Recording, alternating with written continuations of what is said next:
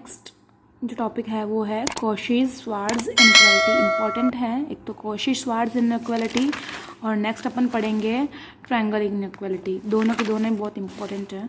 तो कॉशी-श्वार्ट्ज़ इनइक्वालिटी का आपको प्रूफ करने का आ सकता है, तो उसका आपको स्टेटमेंट लर्न होना चाहिए और उसको प्रूफ करने का तरीका। स्टेटमेंट क्या है? If a alpha beta belongs to V F, यानी कोई दो वेक्टर्स है जो वी एफ से बिलोंग करते हैं, then norm of alpha beta is equal and less than and equal to norm of alpha and norm of beta। तो ये इसका स्टेटमेंट है। अब अपने को इसको प्रूव करना है, तो केस फर्स्ट क्या होगा? If alpha equals to zero, यहाँ पे दो कंडीशन बनेगी, एक तो अल्फ़ा ज़ीरो हो तब, और एक जब अल्फ़ा ज़ीरो नहीं हो, alpha equals to not zero. When alpha equals to zero then norm of alpha equals to zero. अगर अल्फ़ा ज़ीरो है, अल्फ़ा की वैल्यू ज़ीरो है, तो उसकी नॉर्म निकालेंगे तो वो भी ज़ीरो आएगी। अब है inner product of alpha beta equals to, अब अल्फ़ा की वैल्यू क्या है? ज़ीरो, और बीटा एज इट इज़, तो ज़ीरो और बीटा। ठीक है, इसका भी अपन जब इनर प्रोडक्ट निकालेंगे या इसको सॉल्व करेंगे आगे, तो इसका भी आंसर क्या आएगा? ज़ीरो। कैसे आएगा अपन देखते हैं। तो ये ए अल्फ़ा हो गया ज़ीरो, है ना। अब अल्फ़ा बीटा दोनों वेक्टर है। अब अपन ने एक वेक्टर स्केलर मल्टीप्लिकेशन वाला रूल भी पढ़ा था इसकी प्रॉपर्टीज़ में। अल्फा वेक्टर के साथ यहाँ पे क्या है? एक स्केलर भी मल्टीप्लिकेशन में है और हो सकता है, तो स्केलर भी क्या होगा? ज़ीरो ही होगा। ठीक है, तो वेक्टर भी ज़ीरो और स्केलर भी ज़ीरो, अल्फ़ा ज़ीरो और ए भी ज़ीरो, कॉमा बीटा। अब हमेशा स्केलर का रूल क्या रहा है कि उसको बाहर निकालते हैं अपन ब्रैकेट से। अब यहाँ पे जो ज़ीरो है वो स्केलर है और बाहर निकाल दिया उसको, और अंदर क्या रहेगा? ज़ीरो और बीटा। अब ज़ीरो जो है ये इस पूरी वैल्यू से मल्टीप्लाई हो रहा है, तो इसका फाइनल आंसर क्या आएगा? ज़ीरो आएगा। इसलिए अल्फ़ा बीटा का इनर प्रोडक्ट तो क्या आया? ज़ीरो। जो अल्फ़ा बीटा है अपने को इसका क्या निकालना है? तो मोड ऑफ अल्फ़ा बीटा भी क्या होगा? ज़ीरो होगा। और यहाँ पे अपने को क्या लाना है? अल्फ़ा और बीटा का नॉर्म, है ना। अल्फ़ा और बीटा का नॉर्म, तो अल्फ़ा क्या है अपने? ज़ीरो है, तो ज़ीरो का नॉर्म निकालेंगे तो वो भी ज़ीरो ही आएगा। अगर कोई डिजिट ज़ीरो है तो उसकी नॉर्म की वैल्यू भी ज़ीरो ही आएगी, और यानी कि लेंथ, नॉर्म मतलब लेंथ। और बीटा जो है वो एज इट इज़ रख देंगे अपन। अब अल्फ़ा क्या हो रहा है? बीटा से मल्टीप्लाई हो रहा है, इसका नॉर्म इससे, तो ज़ीरो मल्टीप्लाई होगा इससे, तो ये पूरी वैल्यू क्या हो गई? ज़ीरो। तो अगर अपन इनको इनके इक्वल रख के देखें, इक्वेशन 1 के अंदर रख के देखें, तो क्या कंडीशन आ रही है? ये भी ज़ीरो और ये भी ज़ीरो, तो it means zero is less than equal to zero. ये कंडीशन बनेगी यहाँ पे, which is true. Zero zero के इक्वल ही है या फिर उससे छोटा ही है, कहने का मतलब है ये कंडीशन जो है वो ट्रू है। यहाँ पे सिर्फ मोड ये है ना, नॉर्म नहीं है। अब अपने केस सेकेंड क्या बनेगा? ये तो अपने प्रूव हो गया। Therefore alpha beta mod of alpha beta is less than equal to norm of alpha and norm of beta. अब अपने सेकंड केस क्या बनेगा? Alpha equals to not zero. पहले अपन ने किया था अल्फ़ा इक्वल्स टू ज़ीरो, अब अपन ने किया है alpha equals to not zero, यानी कि अल्फ़ा की वैल्यू ज़ीरो नहीं है, तो इसका मतलब क्या है? अल्फ़ा की वैल्यू ज़ीरो से ज़्यादा है, बड़ी है, पॉजिटिव है। ठीक है, तो 1 upon norm of alpha square is positive real number, यानी कि अब अल्फ़ा की वैल्यू ज़ीरो से बड़ी है तो उसकी नॉर्म भी क्या आएगी? पॉजिटिव वैल्यू आएगी। तो 1 upon norm of alpha square क्या आएगा? Positive real number. Let gamma belongs to V. अब गामा क्या है? वेक्टर है, तो वेक्टर स्पेस से ही बिलोंग करेगा। अब गामा को अपन क्या लिख सकते हैं? Gamma equals to beta minus inner product of beta alpha upon norm of alpha square dot alpha. अब यहाँ पे जो ये पूरे डिजिट है ना, इस पूरे डिजिट को क्या माना है? स्केलर, क्योंकि इस जो स्केलर्स होते हैं वो किससे बिलोंग करते हैं? फील्ड से। अब यहाँ पे फील्ड क्या है? एफ, और ये डिजिट पूरी इस फील्ड से बिलोंग कर रही है, मतलब ये स्केलर है, और वेक्टर क्या है? ये वाला बीटा और अल्फ़ा। तो गामा अपन ने कोई डिजिट ले ली पूरी। अगर अपन गामा का गामा के साथ इनर प्रोडक्ट लें तो क्या होगा? ब्रैकेट बनाओ, गामा और गामा, बीच में कोमा, तो गामा की वैल्यू रख दी पूरी है, फिर कोमा, फिर वापस गामा की वैल्यू रख दी। ठीक है, इतना इजी है। अब ये टर्म थोड़ी ध्यान से देखना इंपॉर्टेंट है। अब अपन जब इसको पूरा ओपन करते हैं तो क्या होगा? कोमा से पहले की डिजिट और कोमा के बाद की डिजिट, ठीक है। तो कोमा के पहले की जो डिजिट है ना, उसमें क्या है, वेक्टर भी है और स्केलर भी है ना। तो अब वेक्टर वेक्टर से मल्टीप्लाई होगा और स्केलर क्या होता है, हमेशा ब्रैकेट से बाहर निकलता है। तो पहले अपन क्या करेंगे, कोमा से पहले ये पूरी एक डिजिट है गामा की। अब इसमें ये जो बीटा है, ये बीटा किससे मल्टीप्लाई होगा, कोमा के बाद वाले डिजिट से। तो एक कोमा के पूरी बाद वाले डिजिट अपन ने लिख दी। फिर क्या है, माइनस, जैसे अपन नॉर्मल मल्टीप्लाई कराते ना, वही रूल है। ये पूरी डिजिट एज इट इज यहीं पे, तो beta alpha upon norm of alpha square यहाँ पे, क्योंकि ये स्केलर है तो ब्रैकेट के बाहर, और अल्फा क्या है, वेक्टर है, तो इसके मल्टीप्लिकेशन में ही, बट ये क्या है, वेक्टर के अंदर चला जाएगा। तो अल्फा अंदर चला गया। अब ये किससे मल्टीप्लाई होगा, इस पूरे डिजिट से। जैसे बीटा इस पूरे डिजिट के साथ लिखा गया था कोमा में, अब वैसे ये पूरी डिजिट किसके साथ होगी, इसके साथ कोमा में। बस फर्क ये है कि ये अल्फा बाहर नहीं होके अंदर है, क्योंकि वेक्टर अंदर और स्केलर बाहर, ठीक है।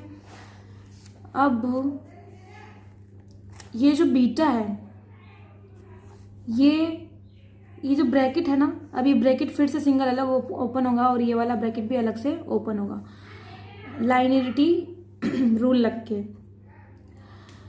बीटा जो है ये कोमा से पहले है ना, तो ये वेक्टर एक बार इस वेक्टर से मल्टीप्लाई होगा बीटा से, तो बीटा बीटा के साथ इनर प्रोडक्ट, फिर ये माइनस एक बार बीटा का बीटा के साथ और एक बार बीटा का इस पूरी डिजिट के साथ, तो बीटा बीटा माइनस इस बीटा का किसके साथ होगा, इस पूरी डिजिट से।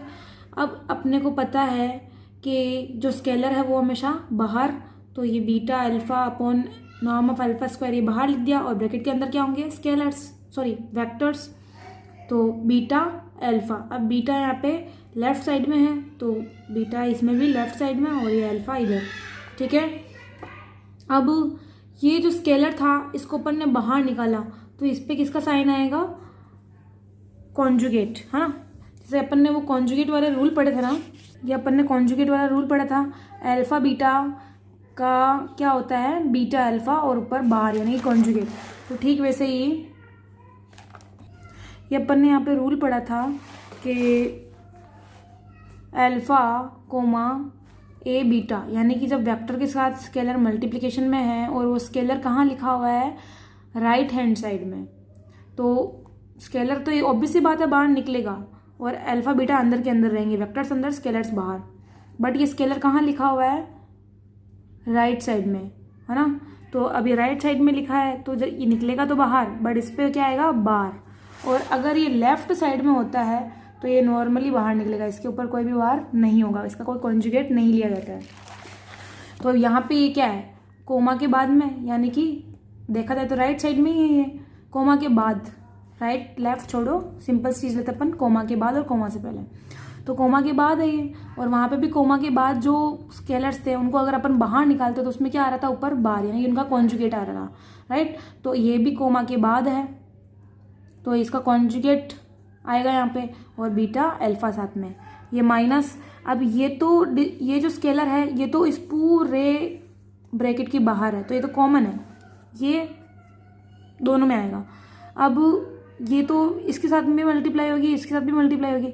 अब देखो अल्फा जो है इसका एक बार किसके साथ लिखेंगे अपन, कोमा के बाद क्या है, बीटा माइनस ये वाली वैल्यू, तो एक बार अपन बीटा के साथ लेंगे और माइनस ये एज इट इज, और ये अल्फा किसके साथ आएगा, एक बार बीटा के साथ, फिर ये माइनस माइनस क्या हो जाएगा, प्लस, और ये डिजिट ऐसी की ऐसी, और ये जो अल्फा है वो किसके साथ मल्टीप्लाई होगा, इस माइनस के बाद वाले डिजिट के बाद डिजिट से, है ना। तो अब ये क्या है, स्केलर है, तो और स्केलर कहाँ है, इस कोमे के बाद, तो इसका कॉन्जुगेट आएगा, ये कॉन्जुगेट लिख दिया अपन ने, beta alpha bar upon norm of alpha square, और मल्टीप्लाई यानी कि ब्रैकेट में इनर प्रोडक्ट किसके साथ आएगा, अल्फा का अल्फा के साथ।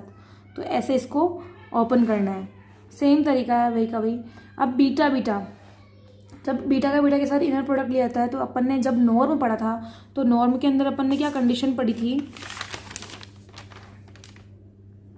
ये देखिए, norm of alpha equal to क्या होता है, रूट ऑफ अल्फा अल्फा। इसको अपन और दूसरे तरीके से देखें तो ये रूट हटा तो इधर क्या आएगा, स्क्वायर, यानी कि दोनों का स्क्वायर कर दो, इधर भी स्क्वायर आ जाएगा और इधर ये रूट हट जाएगा, है ना। तो अल्फा, नॉर्म ऑफ अल्फा का स्क्वायर किसके इक्वल होता है, अल्फा अल्फा के इक्वल। तो यहाँ पे क्या है, बीटा बीटा, तो इसका मतलब क्या होगा, नॉर्म ऑफ बीटा का स्क्वायर और minus conjugate of beta alpha upon norm of alpha square beta alpha as it is.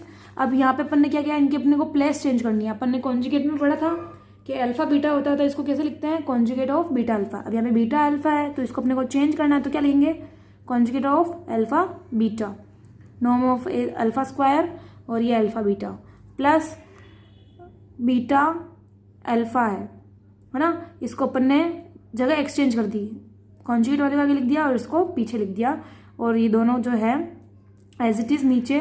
और अब यहाँ पे अल्फा अल्फा है, अपन ने भी पढ़ा था alpha alpha, root of alpha alpha क्या होता है, नॉर्म ऑफ अल्फा, और अपन ने रूट हटा दिया तो क्या हो जाएगा, norm of alpha square equals to alpha alpha. तो अल्फा अल्फा को अपन क्या लिख सकते हैं, नॉर्म ऑफ अल्फा का स्क्वायर।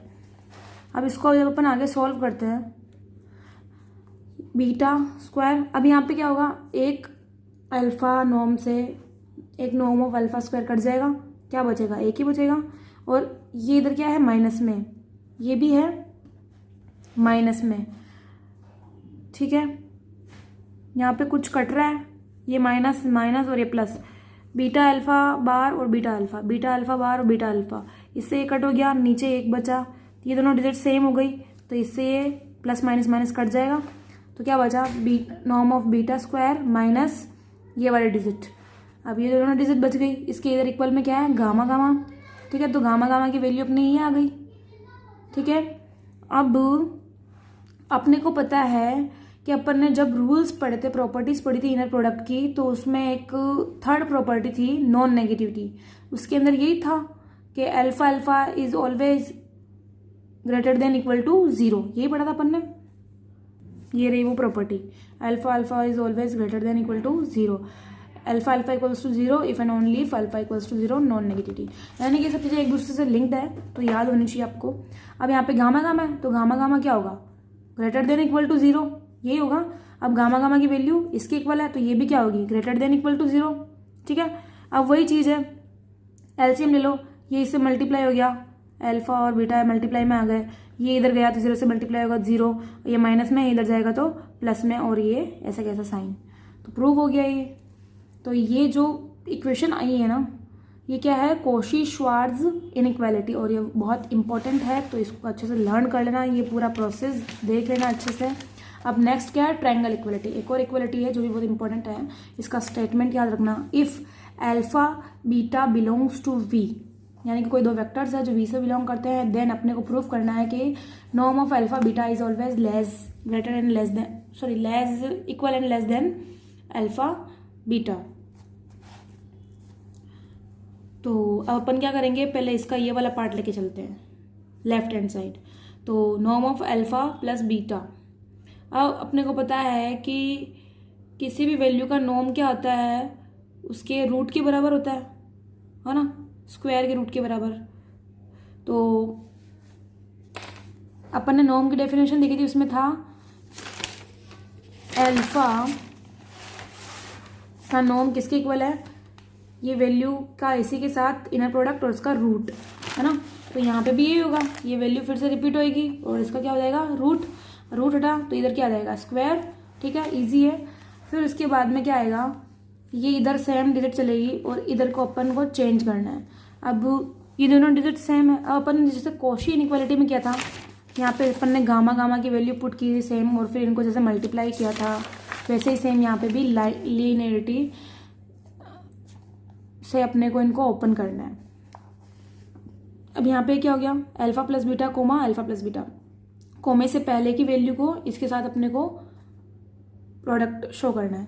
तो अब कोमे से पहले भी क्या है, एक बार अल्फा और एक बार बीटा लेंगे, तो अपन क्या करेंगे, पहले अल्फा ले लिया, कोमा ये पूरा प्रोडक्ट एक साथ ले लिया अपन ने प्लस प्लस बीटा, बीटा का किसके साथ, अल्फा प्लस बीटा के साथ, एक बार अल्फा का इसके साथ और एक बार बीटा का इसके साथ, ठीक है।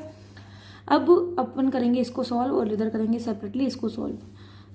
तो अब इधर कोमा से पहले क्या है, ओनली अल्फा है, तो एक बार अल्फा का अल्फा के साथ प्रोडक्ट प्लस अल्फा का बीटा के साथ इनर प्रोडक्ट, प्लस बीटा का अल्फा के साथ और बीटा का बीटा के साथ। इजी है तो। और अब अल्फा का अल्फा के साथ क्या होगा, नॉर्म ऑफ अल्फा स्क्वायर, ये अपन ने देखा था नॉर्म की डेफिनेशन से। और ये नॉर्म ऑफ बीटा स्क्वायर, ये alpha beta as it is, और ये बीटा अल्फा को अपने को चेंज करना तो क्या हो जाएगा, ये अल्फा बीटा का कॉन्जुगेट, तभी ये इसकी इक्वल होगा, कॉन्जुगेट है ना। अब एक फॉर्मूला होता है z प्लस जेड बार। कॉम्प्लेक्स नंबर जो होते हैं उनके लिए क्या होता है कि z की वैल्यू क्या होती है, x प्लस आयोटा वाई, जिसमें x क्या है रियल पार्ट और आयोटा वाई जो ये है, यानी कि आयोटा से मल्टीप्लाई में जो भी वैल्यू होती है वो क्या होती है, इमेजनरी वैल्यू या इमेजनरी पार्ट। ठीक है, तो इस पे बार लगाने का मतलब क्या है, ये x प्लस आयोटा वाई था, अब इसमें क्या प्लस करना है, z का बार। तो z की वैल्यू क्या थी, x प्लस आयोटा वाई, बार लगने पे इसका साइन चेंज हो जाएगा, तो x माइनस आयोटा वाई, इन दोनों को करना है अपने को प्लस। तो x में x प्लस हो गया 2x, और ये प्लस माइनस कट गया तो 2x। अब x क्या है, z का रियल पार्ट है, इक्वल्स 2 एज इट इज, और x को अपन ने क्या लिख दिया, रियल पार्ट ऑफ z। तो इसी को अपने को ध्यान में रखते हुए इसको ओपन करना है, ये एज इट इज, ये भी as it is, norm of alpha square. अब यहाँ पे क्या होगा, अब ये भी सेम कंडीशन बन रही है, इसको अपन ने पूरा मान लिया z plus bar of z, क्या होगा 2 रियल पार्ट ऑफ z, तो ये z है, 2 real part of alpha beta plus norm of beta square. अब इसमें एक चीज और होती है कि z का जो रियल पार्ट होता है ना, वो हमेशा लेस देन इक्वल टू किसके होता है, मोड ऑफ z। ठीक है, तो अब 2 एज इट इज और real part of z, alpha beta के ऊपर ने क्या मान लिया z, तो 2 एज इट इज लिख दिया अपन ने, ये एज इट इज और ये भी एज इट इज लिख दिया। अब रियल पार्ट ऑफ जो z है यानी कि अल्फा बीटा, वो किसके इक्वल होगा, मोड ऑफ z, तो ये मोड लगा दिया, और z क्या है यहाँ पे अल्फा बीटा। ठीक है, अब यहाँ पे साइन क्या है, लेस देन इक्वल टू, ये साइन यहाँ आएगा, है ना। अब यहाँ पे ये एज इट इज, ये एज इट इज, और 2 एज इट इज। अब यहाँ पे अपने मोड ऑफ अल्फा बीटा जो है, इसको अपन ने अभी जस्ट पहले कॉशी श्वार्ट्ज इनइक्वालिटी पढ़ी थी, उसका जो मेन इक्वेशन थी, स्टेटमेंट था, वो यही था, mod of alpha beta is always less than equal to norm of alpha and norm of beta. तो बस 2 एज इट इज, और जो मोड ऑफ अल्फा बीटा है उसको अपन ने ओपन किया, और इसका फॉर्मूला के थ्रू इसका आंसर लिख दिया, norm of alpha dot norm of beta. अभी फॉर्मूला बन गया a square plus 2ab plus b square वाला, तो norm of alpha plus norm of beta का होल स्क्वायर, ये हो गया इसका आंसर। अब देखो यहाँ पे एक चीज कि इधर अपने इक्वल क्या चल रहा था, अल्फा प्लस बीटा का नॉर्म का स्क्वायर, है ना, और इधर ये वाला साइन चल रहा था, लेस देन इक्वल टू, ये वाला चल रहा था। तो इससे ये वाला प्रूव हो गया कि norm of alpha plus beta का square is always less than equal to norm of alpha plus norm of beta का होल स्क्वायर। अब इसमें अपन क्या कर ले, इनका दोनों तरफ रूट ले लेते हैं, है ना।